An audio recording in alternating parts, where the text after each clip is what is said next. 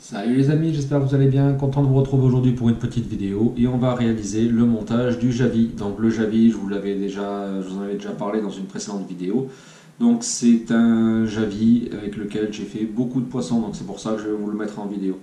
Déjà un Javi, qu'est-ce que c'est? Le Javi est un corps en tungstène. Donc hop, je vais essayer de le faire tenir ici, pour que vous puissiez un peu mieux le voir. Voilà. Donc c'est un corps en tungstène. Donc bien sûr, c'est bien plus lourd qu'une bille tungstène classique. Donc là, c'est une taille 3,2 mm. C'est beaucoup plus lourd qu'une bille de 3,2 mm standard. Là, on a le corps qui est entier. Voilà, et ça se présente, donc c'est quelque chose qui est lisse avec trois rainures. Donc ça permet de venir accrocher le fil de montage, ça vous allez voir après. Bien sûr, tous les matériaux nécessaires au montage de cette nymphe, vous le retrouverez dans le descriptif sous la vidéo. Donc quand vous êtes sur YouTube, en dessous, vous allez voir, vous allez lire le descriptif. Après, il y a marqué plus, donc vous cliquez dessus et vous tombez en fait sur le descriptif avec les différents liens. Comme j'ai dit, un corps en Javi en 3,2 mm. Et pour les hameçons, donc là c'est la première fois que je vous les présente, ce sont les 554. Donc ce sont des hameçons, les hameçons comme ceci, donc ce sont des hameçons sans ardillon qui ont une forme particulière comme on peut le voir. C'est entre en fait un hameçon courbe, qu'on appelle aussi un hameçon K10, et un hameçon droit. Voilà, il a une forme vraiment particulière et il a une forme tout à fait adaptée au Javi. Donc bien sûr, vous le verrez encore mieux quand je vais prendre l'autre caméra pour filmer en macro. Mais là, on peut voir notre hameçon. Et là, je vais venir y placer le Javi dessus. Hop, voilà. Et on peut voir que la forme est parfaitement adaptée au montage du Javi. C'est vraiment génial. Donc là, c'est un hameçon 554 en taille 14. Donc on peut voir que ce n'est pas un 14 standard comme on a sur d'autres tailles, sur les autres modèles d'hameçon, parce que le 14 a vraiment une belle courbure et est vraiment grand. Voilà, donc je monte le 3,2 avec hameçon de 14, le 3,6 avec un hameçon de 12 et l'hameçon taille 16 avec un 2,8. Voilà, il existe aussi les Javis en 2,4 mm, donc ça permet d'avoir une nymphe qui soit petite mais en même temps qui soit bien plombée. Voilà, donc je utilise ce type de montage aussi bien sur ma canne nymphe que sur ma canne TOC. Donc vous verrez 2-3 images après. Voilà, la canne TOC me permet en fait en grande rivière de réaliser des dérives beaucoup plus longues, surtout des dérives aval. Voilà, et bien passons de suite à la partie montage. Donc je place l'hameçon dans les morts de l'étau, je prends mon fil de montage, donc ici on le voit, hein.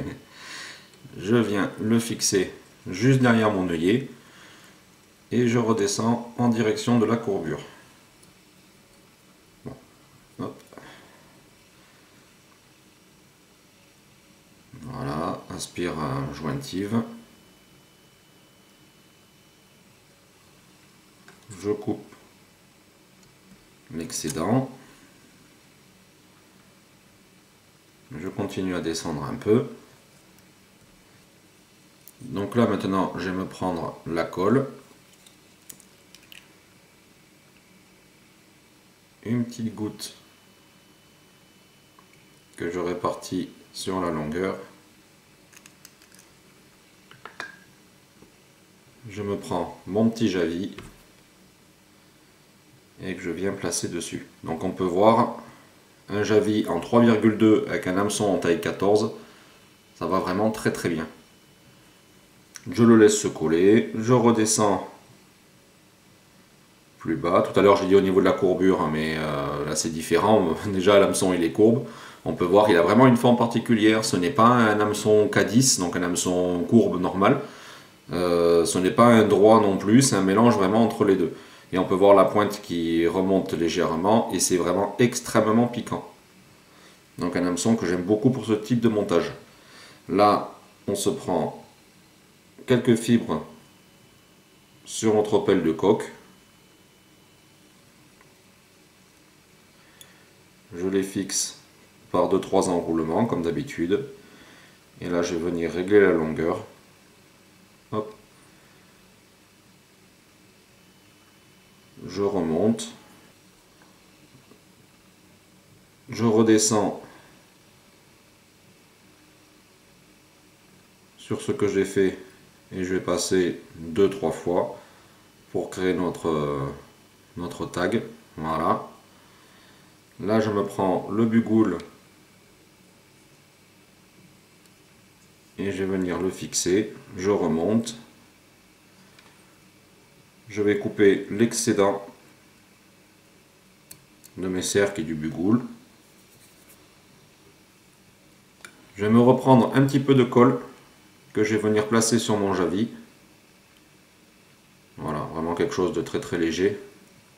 Ça va aider à monter sur la partie lisse, bien qu'il n'y en ait pas besoin parce que vraiment le bugoule il est terrible pour ça. Et là je remonte à spire large, voilà, et je viens me mettre au niveau des petites rainures. J'enroule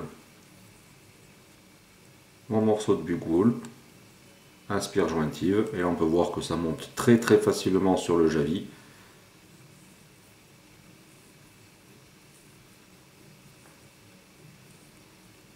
Voilà, je vais m'arrêter ici, donc il me reste 2 rainures libres.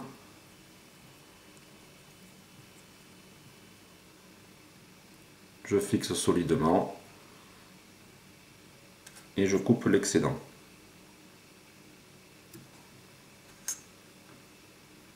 Donc on peut voir vraiment un montage ultra simple comme d'habitude. Et là, je viens dans les rainures réaliser mon tag orange fluo.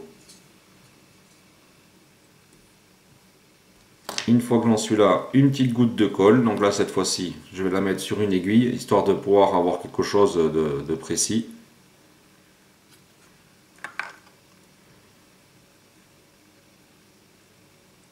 Je l'applique sur une partie du bugoule, j'enlève l'excédent.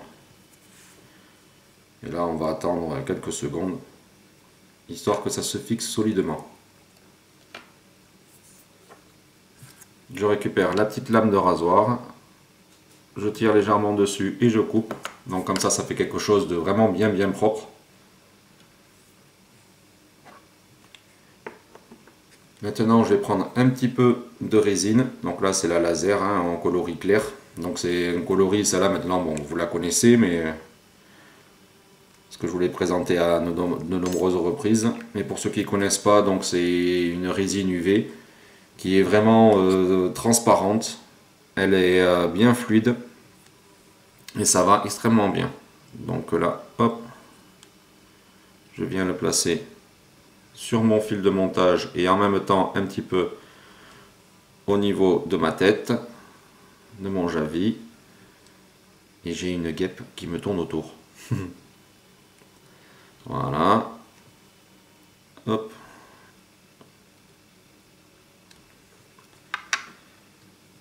Je me prends le stylo et je polymérise tout ça. Donc on peut voir que le orange fluo est vraiment fluo et ressort aux UV. Voilà, je tourne et je polymérise en même temps.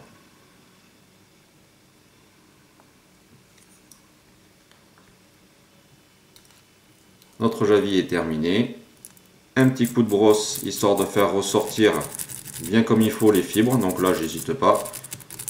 Voilà, on peut voir que mon fil de montage avec la colle ne s'enlève pas, donc c'est impeccable. Et là les petites fibres, là c'est ce qui va donner vie à notre imitation. Je peux même le faire la même chose en dessous.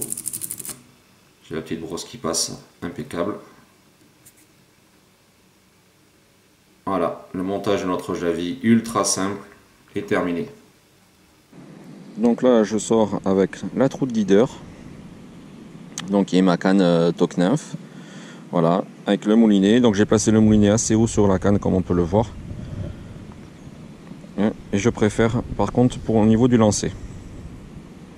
Et bien sûr la petite nymphe que l'on a montée tout à l'heure, le petit javis avec une bille de 3,2 mm et un hameçon de 14 554, et j'ai mis au dessus la petite vautour bleue.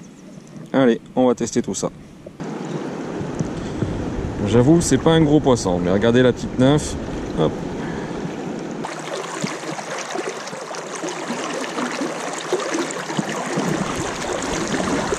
Voilà. Alors là par contre je ne peux pas descendre parce qu'il y a beaucoup de courant.